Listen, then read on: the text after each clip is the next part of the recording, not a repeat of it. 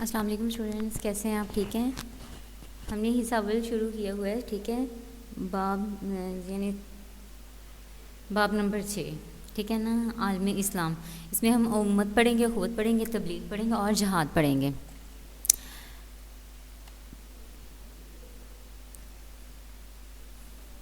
ٹھیک ہے، میں نے آپ کو پچھلے لیکچرز میں امت ڈیٹیل سے پڑھایا تھا، ٹھیک ہے، اس کی تمہید پڑھی تھی، امت کا معنی مفہوم پڑھا تھا، پھر ہم نے اس کی قسمیں پڑھی تھی کہ مطلب یہ امت ابھی کتنی قسموں میں بٹی ہوئی ہے، یعنی تقسیم ہو چکی ہے، ٹھیک ہے۔ امت دو میں ہوئی ہے، امت اجابت، وہ قسموں کے نام کون سے؟ امت اجابت اور امت دعوت، ٹھیک ہے۔ امت اجابت بھی پڑھ لیا، امت دعوت بھی، ٹھیک ہے۔ پھر قوم اور امت میں فرق کو پڑھا، پھر ان میں جس وجہ سے انہیں، ٹھیک ہے نا، پھر یہ آگے قومی پیدا کرنے عوامل ہے، یہ پڑھے، ان میں قومی پیدا کرنے والے عوامل میں رنگ، نسل، زبان، وطن آ جاتا ہے، ٹھیک ہے۔ اب آج کے لیکچر میں ہم پڑھیں گے امت مسلمہ کی امتیازی خصوصیات، ٹھیک ہے۔ دیکھیں، امت وسطیٰ یہ کیا ہے؟ درمیانی امت، وسط کہتے ہیں نا درمیان کو۔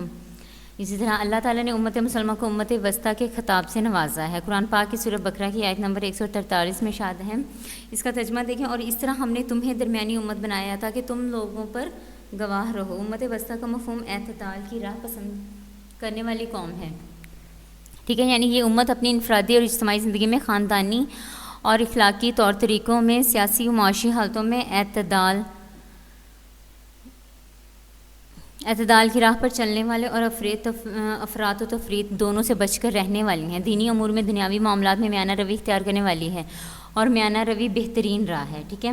اب دیکھیں امت وحدہ اور عالمگیریت۔ اس امت کی دوسری خصوصیت وحدت یعنی فکر و عمل پہ ہے، ٹھیک ہے نا۔ اس کا ترجمہ دیکھیں، قرآن پاک کی سورہ انبیاء کی آیت نمبر 92 کا ترجمہ دیکھیں، بلا شبہ یہ تمہاری جماعت ایک ہی جماعت ہے، تمہارا رب ہو، میری عبادت کرو، ٹھیک ہے، اور میں تمہارا رب ہوں، میری عبادت کرو۔ اب یہ دیکھیں، اس کے نیچے آیت کا ترجمہ یہاں پہ ختم ہو گیا، ٹھیک ہے، یعنی اللہ تعالیٰ نے توحید و رسالت کے رشتے میں تم سب کو پرو دیا ہے۔ اب تمہارا رب ایک ہے، کتاب ایک ہے، یعنی کعبہ ایک ہے، دین ایک ہے، اس سے زیادہ متحد جماعت اور کون ہو سکتی ہے؟ نیز ہر کلمہ گو مسلمان خواہ مشرق میں رہتا ہو یا مغرب میں، ٹھیک ہے، کالا ہو یا گورا، ایک ہی عالمگیر امت کا فرد ہے، کیونکہ رسول اللہ صلی اللہ علیہ وسلم نے فرمایا سب کا ایک ہے، کیونکہ رسول صلی اللہ علیہ وسلم سب کا ایک ہے۔ قرآن پاک کی سورہ اعراف کی آیت نمبر 158 میں فرمایا گیا، اس کا ترجمہ دیکھیں، اے لوگوں میں سب کی طرف خدا کا پیغمبر ہوں۔ خیر امت دیکھیں، سورہ آل عمران کی آیت نمبر 110 میں ارشاد خداوندی ہے، اس کا ترجمہ دیکھیں، تم بہترین امت ہو، لوگوں کے لیے بھیجی گئی ہو، یعنی پیدا کی گئی ہو، اس امت کو لوگوں کی بھلائی کے لیے، اس لیے اس امت کو خیر امت کہا گیا، ٹھیک ہے، اس کا بتا رہے ہیں یہ، اس امت کو لوگوں کی بھلائی کے لیے چنا گیا ہے، ٹھیک ہے، یعنی چوز کیا گیا ہے، تاکہ وہ لوگوں کے حق کی دعوت دے اور انسانوں کی رہنمائی کا فریضہ انجام دے، اور یہ وہ بلند مقام ہے جو بنی اسرائیل کے بعد امت مسلمہ کے حصے میں آیا، ٹھیک ہے۔ پھر آگے دیکھ لیں اخوت۔ امت محمدی اخوت کی علمبردار ہے۔ سورہ حجرات کی آیت نمبر 10 میں ارشاد الہی ہے، اس کا ترجمہ دیکھیں، بے شک سب مومن بھائی بھائی ہیں، ٹھیک ہے۔ آگے مساوات۔ امت محمد صلی اللہ علیہ وآلہ وسلم مساوات کے علمبردار ہیں، ٹھیک ہے، اس میں قوم، نسل، رنگ، زبان کی بنیاد پر کوئی امتیاز نہیں، ٹھیک ہے، یعنی اس میں ان چیزوں میں ان کا نہیں فرق کریں گے کہ یہ کس نسل سے تعلق رکھتا ہے، یہ کس زبان سے، ٹھیک ہے، نہیں، ان میں ان کا کوئی فرق نہیں سمجھا جائے گا، ٹھیک ہے۔ دیکھیں اس کا ترجمہ، اے لوگوں اپنے رب سے ڈرو جس نے تمہیں ایک جان یعنی حضرت آدم علیہ السلام سے پیدا کیا۔ اب آگے ہے امن پسندی۔ امت محمدیہ صلی اللہ علیہ وسلم دنیا میں امن و عاشتی کی علمبردار ہیں۔ لفظ اسلام کا مطلب ہی امن و سلامتی ہے، جس سے یہ ظاہر ہوتا ہے کہ یہ مذہب امن پسند ہے۔ دائمی امت۔ اسلام وہ دین ہے جسے قیامت تک کے لیے اللہ تعالیٰ نے پسند فرمایا ہے، جب تک کہ زمین اور آسمان ہیں اس وقت تک اسلام ہے، لہٰذا امت محمدیہ صلی اللہ علیہ وسلم دائمی امت ہے۔ کامل دین کی حامل امت۔ امت مسلمہ کے لیے نبی اکرم صلی اللہ علیہ وآلہ وسلم نے اعلان فرمایا، آج میں نے تمہارا دین مکمل کر دیا، تم پر اپنی نعمت تمام کر دی، ٹھیک ہے۔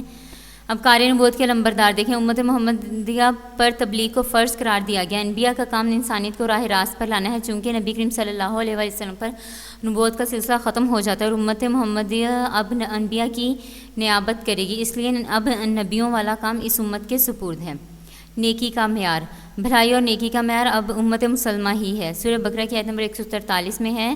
اور اسی طرح ہم نے تمہیں معتدل امت بنایا تھا کہ تم ہو لوگوں پر گواہ اور رسول تم پر گواہ ہوں، ٹھیک ہے۔ اب آگے ہے رواداری، قرآن مجید کی سورہ بقرہ کی آیت نمبر 256 میں ارشاد الہی ہے، اس کا ترجمہ دیکھیں، زبردستی نہیں دین میں، بے شک ہدایت سے گمراہی جدا ہو گئی ہے، ٹھیک ہے، سمجھ آ گئی۔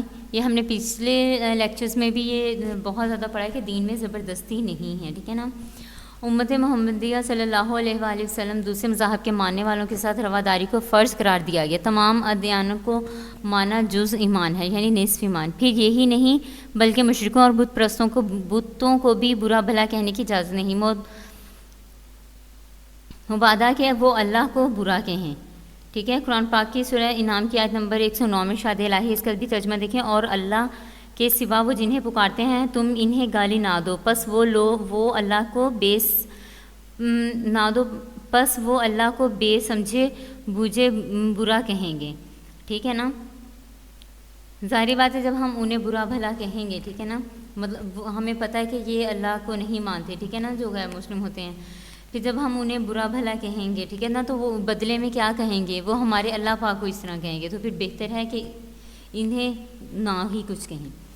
بنیادی حقوق کی محافظ، اسلام نے تمام انسانوں کے بنیادی حقوق مقرر کر کے امت کے افراد کو ان کی ادائیگی کا حکم فرمایا ہے۔ حقیقت تو یہ ہے کہ بنیادی حقوق کا نظریہ دین کو اسلام نے ہی دیا ہے اور امت مسلمہ ہی بنیادی حقوق کی محافظ ہیں۔ آخری امت دیکھیں، حضور نبی کریم صلی اللہ علیہ وسلم نے فرمایا، یہ دیکھیں اس کا ترجمہ، میں آخری نبی ہوں اور تم آخری امت ہو، چونکہ امت اسلام میں حضرت محمد صلی اللہ علیہ وسلم کی امت ہے، اس لیے اس کے بعد کوئی امت نہیں، اور امت مسلمہ ہی قیامت تک قائم دائم ہے۔ آگے امت مسلمہ کے فرائض دیکھیں، امت مسلمہ پر درج ذیل فرائض عائد ہوتے ہیں۔ نیابت رسول صلی اللہ علیہ وسلم، رسول اللہ صلی اللہ علیہ وسلم آخری رسول ہیں، ٹھیک ہے، لہٰذا فرائض نبوت کی ادائیگی کے لیے اس امت کو منتخب کیا گیا ہے، ٹھیک ہے۔ اب دیکھیں قرآن پاک میں سورہ حج کی آیت نمبر 78 کا ترجمہ دیکھیں، اس نے تمہیں چن لی اور دین کے معاملے میں تم پر کوئی تنگی نہیں رکھی، ٹھیک ہے۔ اب شہادت حق دیکھیں، یہ دوسرا فریضہ ہے، ٹھیک ہے، یہ دوسرا فریضہ ہے جو امت کے ذمے اللہ تعالیٰ نے لگایا ہے۔ سورہ بقرہ کی آیت نمبر 143 میں ارشاد الہی ہے، اس طرح ہم نے تمہیں معتدل امت بنایا تاکہ تم ہو لوگوں پر گواہ اور رسول تم پر گواہ، ٹھیک ہے۔ شہداء وہ لوگ ہیں جو بات سن کر اسے دل میں حاضر رکھتے ہیں، یعنی نبی کریم صلی اللہ علیہ وسلم کو دین باتوں کی تعلیم کے لیے بھیجا گیا تھا، امت نے وہ باتیں اور احکام دوسروں تک پہنچانے ہیں، اور یہی بات انہیں پیشرو اور رہنما بناتے ہیں۔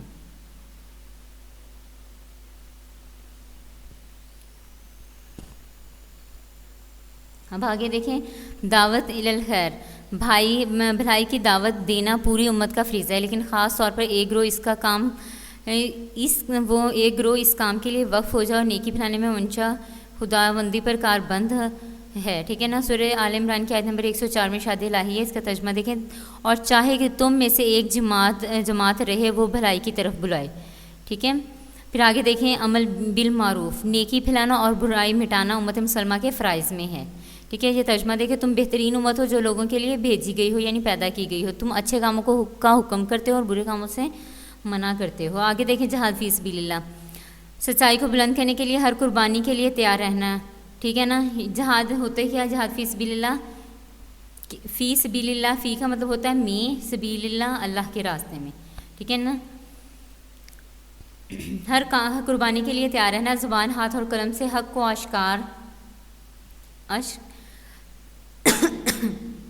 جہاد فی سبیل اللہ کہلاتا ہے۔ جہاد اس امت کے سپرد کیا گیا اور یہ جد و جہد یعنی کوشش، ہر لمحہ، ہر آن، ہر جگہ، ہر قسم کے حالات جاری رکھنے کا حکم اللہ تعالیٰ کی طرف سے ہے، ٹھیک ہے۔ اب آگے دیکھیں، یہ قرآن پاک کی سورہ حج کی آیت نمبر 78 میں ارشاد الہی ہے، اور اللہ کی رضا کے لیے پوری کوشش سے جہاد کرو۔ جہاد قلم، زبان، مال و جان، غرض، ہر ممکن طریقے سے اس میں شامل ہے، ٹھیک ہے نا۔ عدل و انصاف دیکھیں، عدل و انصاف کے بغیر کوئی نظام نہیں چل سکتا، ٹھیک ہے نا، یہ تو حقیقت ہے، ٹھیک ہے نا۔ اب ایک کوئی بھی آپ شعبہ لے لیں، اس میں آپ عدل ختم کر دیں، یعنی انصاف کو ختم کر دیں، تو دیکھیں وہ کس طرح آپ کو، کس قدر وہ بگڑ کے دکھائے گا آپ کو، ٹھیک ہے نا.